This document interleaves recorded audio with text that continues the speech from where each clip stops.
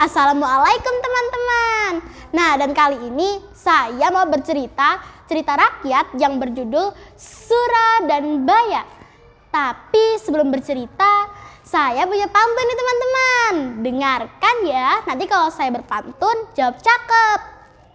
Jalan-jalan ke Surabaya, jangan lupa raih cita-cita. Hai, saya Nadia dari Surabaya. Bolehkah saya untuk bercerita? Nah, dan kali ini saya akan bercerita asal-usul kota Surabaya. Tapi sebelum bercerita, yuk kita nyanyi sama-sama yang berjudul Melaku-melaku nang Surabaya. Rek, ayo rek, melaku-melaku nang Surabaya. Surabaya, super enak, super lengkap. Surabaya, kota pahlawan sing gede. Surabaya, ibu kota Jawa Timur.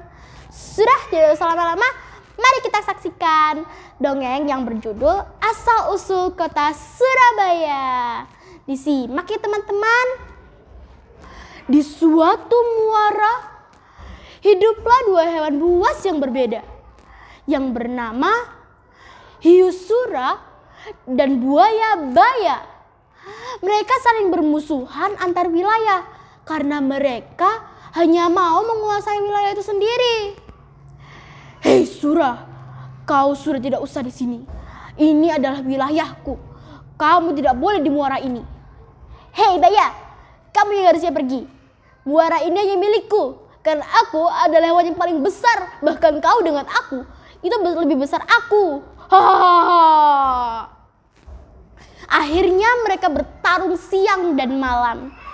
Di suatu hari mereka membuat perjanjian untuk berjanji bahwa mereka tidak akan membuat laki-laki. Baya, aku sudah lelah. Apa kita sudahi saja pertarungan ini? Iya Surah. Bagaimana kalau kita membuat perjanjian? Kita akan membelah muara ini menjadi dua.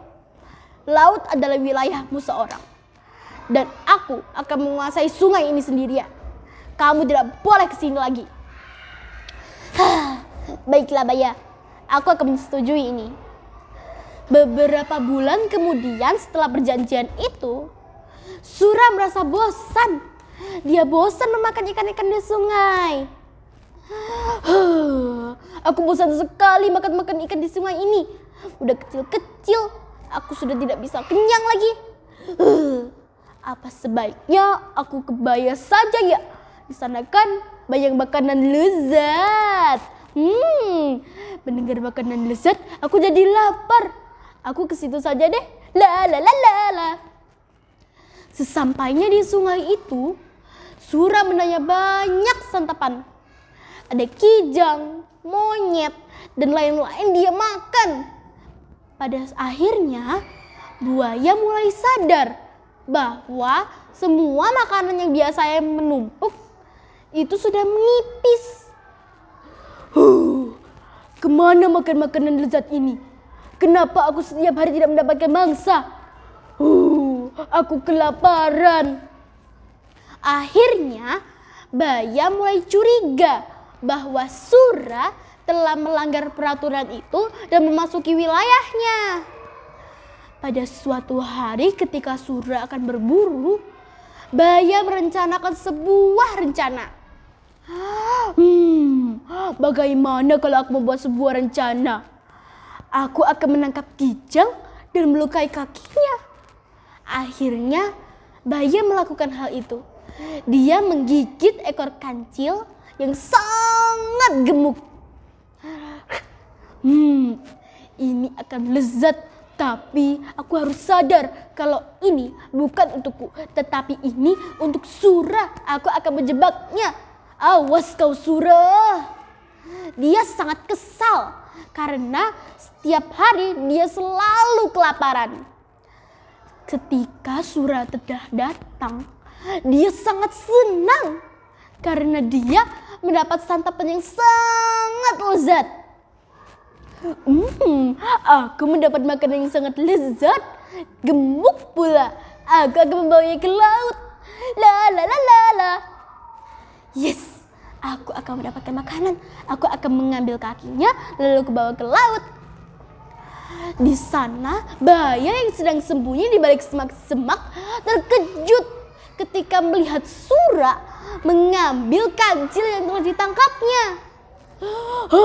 Apa? Dia benar-benar mengambil kancil itu? Aku akan ke sana.